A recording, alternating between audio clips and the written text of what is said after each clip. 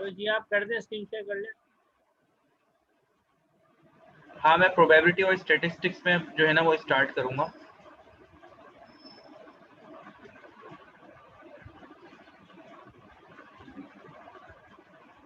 तो आप वो ज्योमेट्री नहीं पढ़ा रहे? नहीं बेटा, मैं प्रोबेबिलिटी और स्टैटिस्टिक्स में करवा रहा हूँ ना। मैं इसको मैं शुरू से लेके चल रहा हूँ, तो क्या है कि इसको समझ में नहीं आया तो मैं तुम्हें इसकी क्लास दे रहा हूँ। समझ में आ रही है बात? स्क्रीन आ रही है? सही है, मैं एक मिनट उसको भी पढ़ लेगा। चल ले आओ।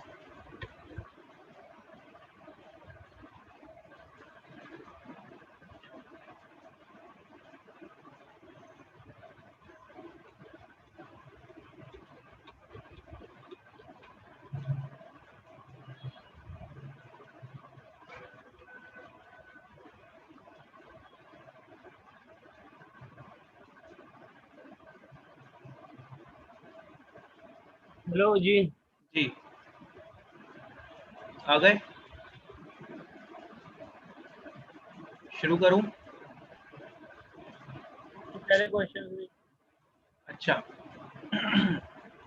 For questions 1 to 4 use this table of experimental data. इस टेबल को यूज करना है क्वेश्चन नंबर 1 से लेके 4 तक। अच्छा, अब ये टेबल हम लोग देखते हैं, इसके अंदर कुछ x की वैल्यूज दी हुई है और उसके कॉरेस्पॉन्डिंग हमारे पास y की वैल्यूज है। सही है ना? समझ आ रही है बात? सही। अच्छा, अब क्वेश्चन नंबर 1 के अंदर वो बोल रहा है what kind of probability model can be made from these data if x is the input and y the result. कह रहा है कौन सा प्रोबेबिलिटी मॉडल जो है ना वो लगेगा अगर हमारे पास x इनपुट है और y जो है ना वो हमारे पास उसका रिजल्ट है। तो ए ऑप्शन दिया हुआ है नन, के कोई भी नहीं लगेगा भाई, डेटा जो है ना वो रैंडम है। अच्छा, बी के अंदर दिया हुआ है one in which the data are मैंने अप्रोक्सीमेटली यही लिखा प्रोपोर्शनल, जिसके अंदर डेटा ना प्रोपोर्शनल होगा। प्रोपोर्शनल का मतलब ये होता है कि एक बढ़ेगा तो दूसरा भी बढ़ेगा, और दूसरे के अंदर कह रहा है इनवर्सली प्रोपोर्शनल सी के अंदर। मैंने नंदी डेटा रैंडम लिखा है, मैंने डेटा रैंडम। नहीं नहीं, डेटा आर रैंडम नहीं है, इसके अंदर है B one in which the data are approximately proportional. देखो इसको करने का तरीका क्या है, जब भी इस तरीके से दिया हो ना, सबसे पहले तो ना जो है ना इसको असेंडिंग ऑर्डर में जो है ना वो सबसे पहले जो है ना इसको लिखो। असेंडिंग ऑर्डर में कैसे लिखोगे, सबसे पहले ये वन है तो 1 और 8, फिर उसके बाद ये आ जाएगा 1 हो गया, उसके बाद ये आ जाएगा 2 और 14। समझ आ रही है बात? ये हो गया। सही है। फिर उसके बाद आ जाएगा 3 और 22। सबसे पहले पूरे उसको जो है ना वो असेंडिंग ऑर्डर में लिखना है। मैं 2-3 लिख के मैं बता देता हूँ, बाकी पूरा लिखने की क्योंकि जरूरत ही नहीं पड़ेगी। फिर उसके बाद आ जाएगा 4 और 29। ये कर लिया। सही है। फिर 5 और 35, इस तरीके से ही आएगा। तो अब अगर तुम गौर करो, जैसे जैसे मेरे पास ये x की वैल्यूज है और ये मेरे पास y की वैल्यूज है, जैसे जैसे मैं x की वैल्यूज बढ़ा रहा हूँ तो मेरे पास y की वैल्यूज भी बढ़ रही है ना? अब ये 5 के आगे 6, ये 7, 8 भी करके देख लेना, तो जैसे जैसे x की वैल्यूज बढ़ा रहा हूँ y की वैल्यूज भी बढ़ रही है, तो इसका मतलब 1 in which the data are approximately proportional, जिसके अंदर डेटा अप्रोक्सीमेटली प्रोपोर्शनल है। समझ आ रही है ना बात? तो इसका आंसर ये है। ठीक है। अच्छा, क्वेश्चन नंबर 2 क्या है? क्वेश्चन नंबर 2 है विच equation below expresses the model. अच्छा, फिर वो कह रहा है कि ये बताओ कि मॉडल क्या लगेगा ना इसके अंदर, बोला ये भी बताओ कि मॉडल क्या लगेगा। तो अब इन तीन में से कौन सा मॉडल लगेगा, वो ये पूछ रहा है कि पहला वाला लगेगा y इज इक्वल टू, क्या कह रहे हो? Equation possible. There is no equation possible. वो इक्वेशन, अच्छा मेरी बात सुनो, मेरी बात सुनो, जब भी ये प्रोबेबिलिटी वाले सवाल इस तरीके से आते हैं ना, तो जब भी हम ये देखते हैं कि इक्वेशन कौन सी लगेगी, तो वो एग्जैक्टली कोई भी इक्वेशन ना फिट नहीं हो रही होती है उस पर, वो अप्रोक्सीमेटली फिट हो रही होती है। बात समझ में आ रही है? एग्जैक्टली इसके अंदर कोई भी इक्वेशन फिट इनमें से, हालांकि इसका आंसर ना डी है, इसका आंसर हालांकि डी है। अब तुम ये बोल रहे थे कि ये होगा, तुम ये शायद इसलिए ए कह रहे थे क्योंकि तुम्हें ये लग रहा था कि भाई ये तो जो है ना मॉडल ये एग्जैक्टली फिट नहीं हो रहा, तो हमें ये नहीं देख रहा है कि वो एग्जैक्टली फिट हो रहा है या नहीं हो रहा। अगर अप्रोक्सीमेटली भी फिट हो रहा है ना, तो हम उसको बोल देंगे कि हाँ भाई ये आंसर है, क्योंकि ये प्रोबेबिलिटी है भाई। प्रोबेबिलिटी के अंदर देखो, एक चीज होती है प्रोबेबिलिटी और एक चीज होती है सर्टेनिटी। सही है ना? प्रोबेबिलिटी का मतलब है चांसेस और सर्टेनिटी का मतलब है यकीनन। तो यहाँ यकीनन वाली कहानी नहीं है, यहाँ चांसेस वाली कहानी है। बात समझ में आई? और चांसेस का मतलब अप्रोक्सीमेशन, तो यहाँ पे सारी चीजें अप्रोक्सीमेशन की बेस पर है। तो अप्रोक्सीमेटली अगर कोई भी मॉडल फिट हो रहा होगा तो वो हम देखेंगे, जो कि यहाँ पे ना डी वाला फिट हो रहा है। अच्छा कैसे डी वाला फिट हो रहा है, तुम x की वैल्यू यहाँ पुट करके देखो, x की वैल्यू अगर मैं यहाँ पे 1 रखूँ तो ये 7 1 7, y जो है वो 7 आ रहा है, लेकिन मेरे पास तो क्या है 8 है, लेकिन यहाँ आ रहा है 7। चलो कोई बात नहीं, आगे चल के देखते हैं। यहाँ 2 रखा है तो 2 7 14, हाँ भाई ये तो सही आ गया, समझ में आ रही है ना बात। तो अच्छा फिर मैंने जब 3 रखा तो 7 3 21, ये 22 है, कोई बात नहीं, अगर 21 आ रहा है मेरे पास तो कोई बात नहीं, ये 22 है। अच्छा फिर यहाँ पे 4 रखा, जब 4 रख रहा हूँ तो 7 4 से क्या हो जाता है 35। 28, तो 28 होता है ना, तो ये 29 है, एक नंबर का फर्क है भाई। जब यहाँ 5 रखता हूँ तो 7 5 35, ये अप्रोक्सीमेटली फिट हो रहा है। तो ये देख रहे हो अभी इनमें 2 अप्रोक्सीमेटली फिट हुए हैं, ये वाला भी और 2 वाला और 5 वाला अप्रोक्सीमेटली हुआ है, और ये बाकी जो है ना ये ये सॉरी 2 और 5 एग्जैक्टली फिट हुआ है, और 1 3 और 4 अप्रोक्सीमेटली फिट हुआ है। जब तुम 5 के आगे 6 7 8 9 और रखोगे तो उनमें से कुछ और होंगे जो कि एग्जैक्टली हो जाएंगे, और कुछ ऐसे होंगे जो कि अप्रोक्सीमेटली होंगे। जैसे कि ये 6 है ना, 6 अगर ये रहा 6, जिसको मैंने 6 लिखा नहीं है, इसका है 42, तो अगर मैं यहाँ पे 6 रखूँ तो 7 6 42 हो जाएगा y। समझ में आई, तो ये भी जो है ना वो एग्जैक्टली फिट हो गया। तो जो भी यानी कि कुछ एग्जैक्टली फिट हो रहे हैं, कुछ अप्रोक्सीमेटली फिट हो रहे हैं, तो इसका मतलब हम ये बोलेंगे कि भाई आंसर ये है, अप्रोक्सीमेटली आंसर हमें इसके अंदर लगाने होते हैं, एग्जैक्टली नहीं देखते हम लोग प्रोबेबिलिटी के अंदर। समझ आ गई बात। सही है। इसको लिखना है तो लिख लो बेटा। नहीं, हाँ लिख लिया मैंने, क्या मिटा लिखना दूं, चलूं आगे। भैया आगे तो। अच्छा अब वो ये अभी हमने देखा कि ना what is the most probable reason that not all the data fit the model exactly. तमाम जो डेटा है ना वो मॉडल पे एग्जैक्टली फिट नहीं हो रहा, तो बोल रहा है इसका क्या रीजन हो सकता है। बात समझ में आ रही है, ये बोल रहा है इसका क्या रीजन हो सकता है। क्या ये रीजन होगा कि डेटा आर पुअरली रिकॉर्डेड, या there is no relation between the data and model, data और मॉडल के दरमियान कोई रिलेशन नहीं है, या each data point is subject to random effect, या हर डेटा पॉइंट के ऊपर जो है ना वो कुछ ना कुछ रैंडम इफेक्ट आ रहा है, या देयर इज नो रीजन। तो इनमें से क्या रीजन हो सकता है कि वो जो हमारे पास डायरेक्टली डेटा है वो एग्जैक्टली फिट नहीं हो रहा, क्या रीजन हो सकता है। ईच पोअरली रिकॉर्डेड आएगा मेरे ख्याल से। एक मिनट मुझे इसका आंसर देखने दो। अच्छा इसका आंसर है सी। सी में क्या है, each data point is subject to random effect. यहाँ पे इन्होंने ये समझाया भी, the most probable source of the noise in the data is random effect. कह रहे हैं रैंडम इफेक्ट जो है ना वो उसका मोस्ट प्रोबेबल रीजन होता है। रैंडम इफेक्ट का मतलब ये है कि भाई हम लोगों ने चलते फिरते डेटा ले लिया, ये होता है रैंडम इफेक्ट। समझ में आ रही है बात। सही। अच्छा तो ये 3 भी हो गया। अच्छा अब 4 में क्या है, if the best fit curve on the scatter plot of these data is a straight line passing through the origin। कह रहे हैं जो बेस्ट फिट कर्व है इस प्लॉट का, ये जो ऊपर, ये जो कौन से प्लॉट का, ये वाला, ये जो डेटा है ना ये, इसको अच्छा इसको ना स्कैटर प्लॉट बोलेंगे। स्कैटर प्लॉट समझ आता है किसको बोलते हैं, ये पहले बताओ। सही है। है स्कैटर जी प्लॉट जी। पता है क्या होता है, हाँ हाँ। क्या होता है। स्कैटर हुआ हुआ है ना, मतलब सही नहीं है। हाँ वो स्कैटर हुआ हुआ है, तो उसके अंदर ना हमें अप्रोक्सीमेटली कोई भी कर्व फिट करना होता है। तो यहाँ पे वो बोल रहा है if the best fit curve on the scatter plot of this data is a straight line. अगर बेस्ट फिट कर्व हमारे पास स्ट्रेट लाइन है इस स्कैटर प्लॉट का, और वो straight line passing through the origin है अगर, तो what can not be said about the relationship between variables. तो इनमें से कौन सा ट्रू नहीं है, इन 4 में से हम लोग क्या नहीं कह सकते। The two variables are proportional, क्या ये नहीं कह सकते, या equation the equation relating the variables will need an added constant, the data are probably not random, या the slope of the best fit line approximates the proportion between variables. इन 4 में से क्या प्रोबेबल रीजन समझ में आ रहा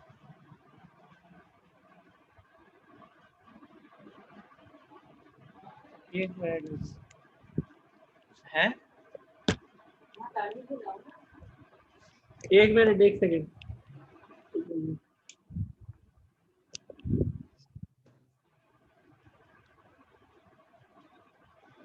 slow बहुत।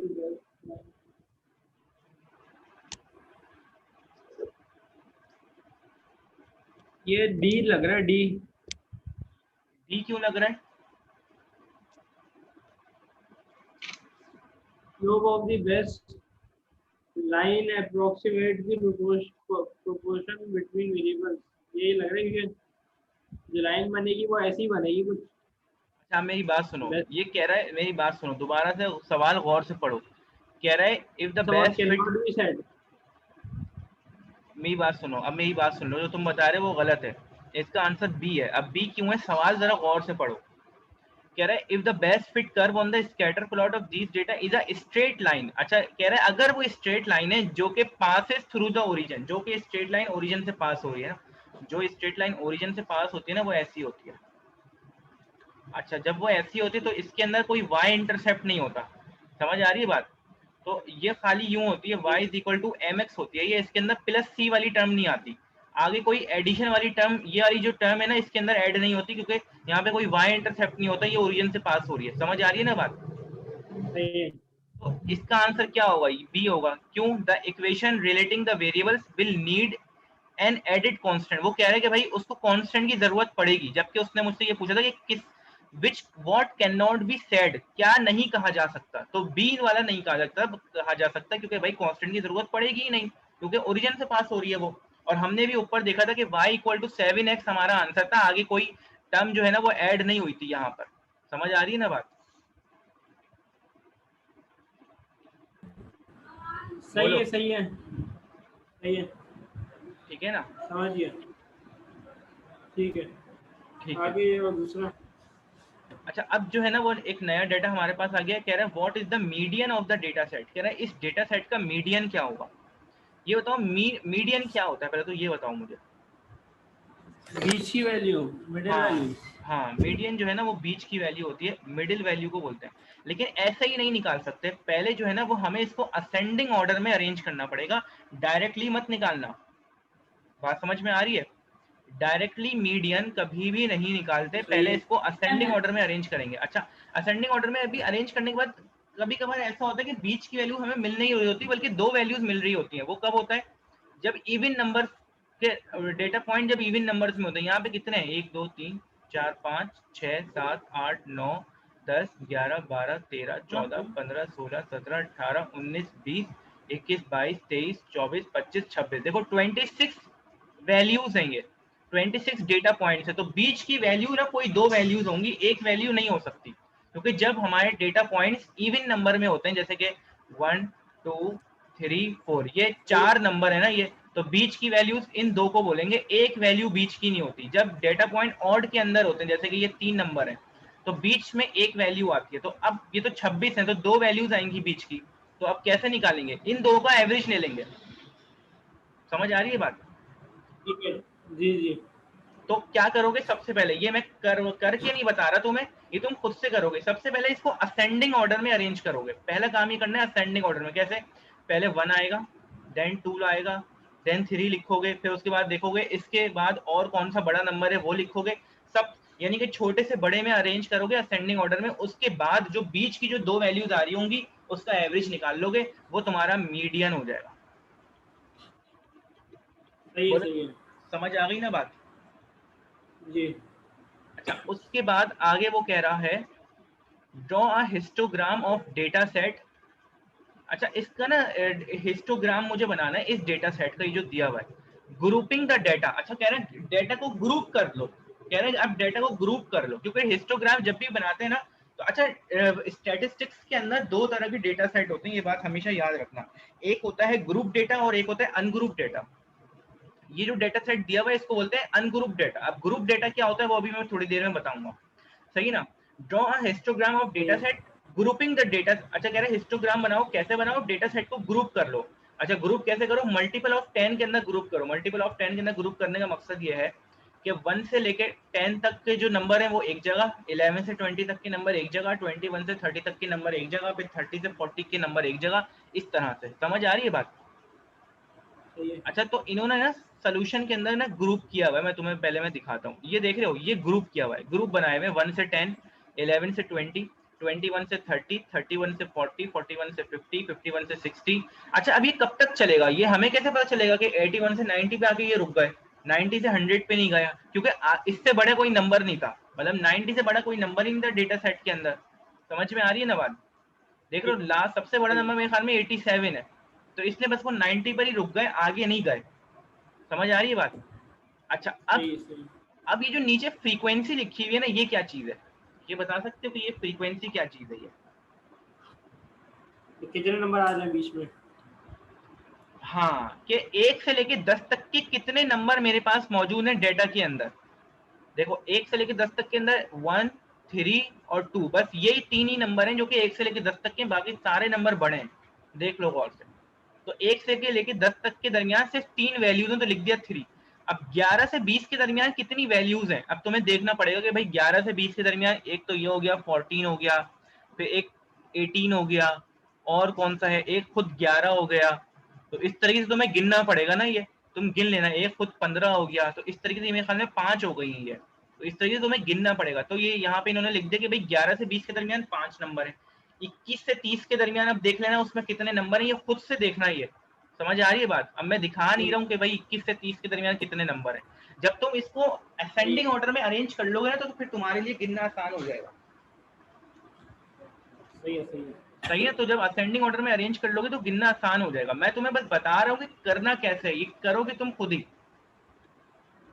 तो 31 से सही है। 40 में 5 है, 41 से 50 में 3 है, 61 से 70 में एक भी नहीं है तो 0 लिख दिया, 71 से 80 के दरमियान भी एक भी नहीं है तो 0 लिख दिया, 81 से 90 में बस 2 ही है तो यहाँ पे लिख दिया 2। अच्छा, अब ये इसको बोलते हैं ग्रुप डेटा। इस अनग्रुप डेटा को, ये वाला जो डेटा सेट गिवन था क्वेश्चन के अंदर, ये कहलाता है अनग्रुप डेटा। इसको मैंने ग्रुप कर लिया, ये यहाँ पे मैंने इसको ग्रुप कर लिया। अब हम बनाएंगे हिस्टोग्राम। हिस्टोग्राम के अंदर जो एक्स एक्सिस होगा उस पे हम लोग ये रखेंगे 1 से लेके 10, 11 से 20 ये रखेंगे, और वाई एक्सिस पे ये फ्रीक्वेंसी रखेंगे। आज कैसे बनाएंगे? देखो 1 2 3 4 5 6 7 8 इस तरीके से फ्रीक्वेंसी के हम लोगों ने मार्क लगा दिए, और एक्स एक्सिस पे हम लोगों ने मार्क लगा दिया। अब देखो 1 से लेके 10 तक की फ्रीक्वेंसी है 3, तो यहाँ पे 3 का एक बार बना देंगे। फिर 11 से 20 तक की फ्रीक्वेंसी है 5, तो 5 पे एक बार बना देंगे। फिर 21 से 30 पे है फ्रीक्वेंसी 6, तो 6 पे एक बार बना देंगे। फिर 31 से 40 पे है 5, तो 5 पे एक बार बना दिया। 41 से 50 के अंदर 3 पे एक बार बना दिया। 51 से 60 के अंदर 2, ये रहा 2 पे एक बार बना दिया। फिर इसके अंदर है ही नहीं तो बार भी नहीं बनाया, खाली छोड़ दिया। फिर 81 से 90 में 2 है, तो ये जो 2 है इसके लेवल पे एक बार बना दिया। ये बन गया हिस्टोग्राम। बस। सही है। बोलो आसान है मुश्किल है? ये सही है, समझिए। वो ये जब बात पढ़ रहा था ना तो याद नहीं आता, वो बहुत पहले पढ़ी है ये सब चीजें। हाँ, तो अब याद आ गई ना चीजें। जी जी। अच्छा, एक चीज होती है आउटलायर। अब वो पूछा है which if any of the data might be considered outliers, कह रहा है इनमें से कौन सा डेटा आउटलायर हो सकता है। इन अभी इसी सवाल के अंदर है, क्योंकि ये जो डेटा है ना क्वेश्चन 5 से लेके 8 तक का है, तो कह रहा है भाई इनमें से कौन सा जो है ना वो आउटलायर हो सकता है। आउटलायर किसे बोलते हैं, एनी आइडिया? जो मतलब डेटा में नहीं आ रहा, मतलब जो। नहीं, डेटा में तो होता है, डेटा में तो होता है। आउटलायर किसे बोलते हैं? आउटलायर का मतलब होता है अनयूजुअल वैल्यू, एक ऐसी हाँ वैल्यू ये जो कि अनयूजुअल है। मतलब डेटा सही में है। तो है लेकिन हम कह रहे हैं कि यार इसको नहीं होना चाहिए था डेटा के अंदर, लेकिन वो डेटा में है तो इसलिए वो वैल्यू अनयूजुअल कहलाएगी। उसको सही है। बोलते हैं आउटलायर। समझ में आ रही है ना बात? तो तुम सही है। मुझे सही बता सही। सकते हो कि इसमें से आउटलायर वैल्यू कौन सी है? ये आउटलायर वैल्यू आउटलायर। हिस्टोग्राम को देख के, या जब डेटा ग्रुप हो जाता है ना, ये देख लो यहाँ पे ग्रुप डेटा हो गया। ये अनग्रुप डेटा से ना आउटलायर निकालना बड़ा मुश्किल होता है। जब डेटा को हम लोग ग्रुप कर लेते हैं ना तो आउटलायर निकालना आसान हो जाता है। अब ये डेटा को मैंने ग्रुप कर लिया है, अब इसमें तुम मुझे देख के बता सकते हो कि तुम्हें अनयूजुअल वैल्यूज कौन सी लग रही है? वही 61 से 70 और 71 से 80। बेटा उसमें तो कोई वैल्यू ही नहीं है। यहाँ 0 इसलिए लिखा है क्योंकि 61 से 70 तक तो कोई वैल्यू ही नहीं है। 71 से 80 में तो कोई वैल्यू ही नहीं आई, इसलिए तो यहाँ पे 0 लिखा है। 0 का मतलब यह है कि 61 से 70 तक के अंदर यहाँ हमारे डेटा में कोई वैल्यू नहीं है। 61 से 70 के दरमियान, सही 71 है। से 80 के दरमियान हमारे डेटा में कोई वैल्यू नहीं है, इसीलिए तो वहां 0 लिखा है। तो आउटलायर तो वो होता है जो कि डेटा में मौजूद हो लेकिन वो अनयूजुअल हो मौजूद होने के बावजूद भी। तो ओके। क्या लग एक रहा है? मिनट। इसका मतलब ये है कि 81 से 90 के दरमियान ये जो दो वैल्यूज है ना, ये फालतू में आ रही हैं। ये बस 51 से 60 पर हमारा डेटा सेट खत्म हो जाना चाहिए,